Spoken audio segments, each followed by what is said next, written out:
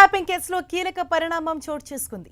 Supreme court ఆదేశాలతో ఈ కేసులో కీలక నిందితుడిగా ఉన్న ప్రభాకర్ రావు అమెరికా నుంచి తిరిగి వస్తున్నారు. ఈ నెల 5న విచారణకు హాజరవుతారని దర్యాప్తు బృందానికి ప్రభాకర్ రావు సమాచారం ఇచ్చారు.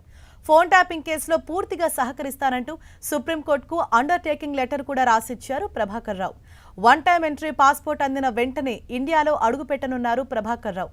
ఈ కేసు బయటపడినప్పటి నుంచి 14 నెలలుగా అమెరికాలోనే ఉన్నారు ప్రభాకర్ రావు. ఆయన్ను విచారిస్తేనే కేసు కొలిక్కి వచ్చే అవకాశం ఉందని దర్యాప్తు బృందాలు భావిస్తున్నాయి.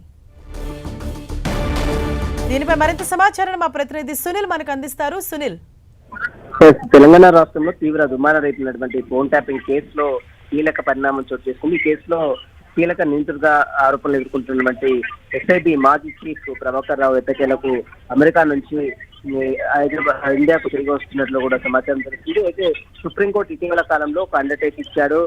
ఫోన్ ట్యాపింగ్ కేసులో తాను పూర్తిగా సహకరిస్తానంటూ కూడా సుప్రీంకోర్టుకు అండర్టేకింగ్ ఇస్తూ ఒక లెటర్ ను కూడా ప్రభాకర్ రావు రాసిచ్చారు. ఈ నేపథ్యంలోనే వన్ టైం ఎంట్రీ పాస్పోర్ట్ అందిన వెంటనే ఇండియాకు ప్రభాకర్ రావు వచ్చే అవకాశం ఉంది. పాస్పోర్ట్ అందినటువంటి 2-3 రోజుల్లోనే ఇండియాకు వచ్చిన తర్వాత ఈ నెల అంటే 5వ తేదీన ఈ నెల 5వ తేదీన దర్యాప్తు బృందాల ముందు విచారణకు హాజరవుతున్నట్లు కూడా కొంత సమాచారం తెలుస్తుంది. దాదాపు ఫోన్ ట్యాపింగ్ కేసు అయినప్పటి నుంచి దాదాపు 14 నెలల పాటు అమెరికాలో తలదాచుకున్న ప్రభాకర్ ఎట్టకేలకు సుప్రీంకోర్టు ఆదేశాలకు అనుగుణంగానే ఈ రోజు త్వరలోనే ఇండియాకు కూడా తిరిగి వచ్చే అవకాశం ఉంది. ప్రభాకర్ వస్తే అతను విచారిస్తే మరికొంతమంది కూడా వివరాలు బయటపడే అవకాశం ఉంది. కేసులో కీలక పరిణామాలు కూడా చోటు చేసుకునే అవకాశం ఉందని అటు దర్యాప్తు బృందాలు కూడా భావిస్తున్నట్టు ప్రస్తుతం కనబడుతుంది. Harsha, thank you Sunil.